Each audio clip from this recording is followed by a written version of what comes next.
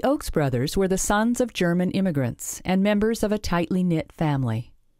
They grew up in New Ulm, Minnesota.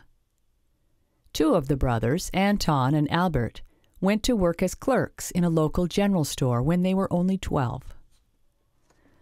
But William did not join them because he was deaf. Instead, the family sent him to the Minnesota School for the Deaf in Faribault. After graduating, William Ochs decided to remain in town and opened a small one-room variety store. It did so well that he sent for one brother, Anton, and then another, Albert, and the store quickly expanded. Both Anton and Albert were still in their teens when Ochs Brothers opened in 1888 on West 3rd Street, selling dry goods and notions. It became one of the leading stores in Faribault, and other Ochs Brothers branches opened in Rochester, Owatonna, Waseca, and Austin. In 1901, their youngest brother, Otto, joined the firm in Faribault, while Anton moved back to New Ulm to open his own store. In 1909, Albert bought the controlling interest of the Faribault store from his brothers, but soon after, a big new competitor moved into town. In March 1911, the W.W. Stack Company of St. Paul opened its doors in a new commercial block built by two of Faribault's most important contractors, Patrick Gallagher and William O'Neill. Although many thought the location was too far north of the main business district, Stack didn't.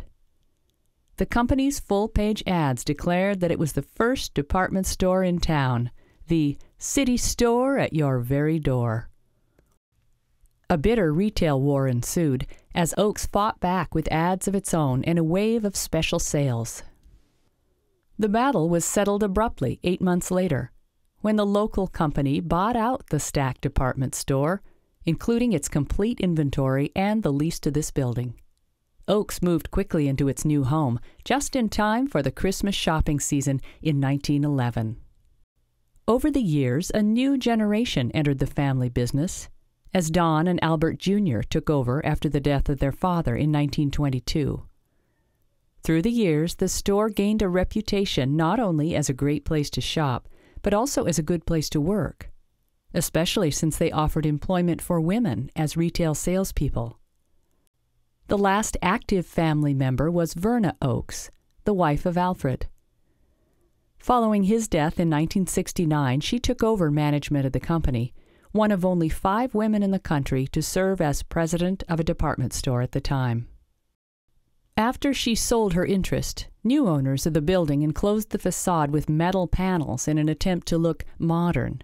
But in recent years, the State Bank of Faribault restored the building to reflect its original appearance.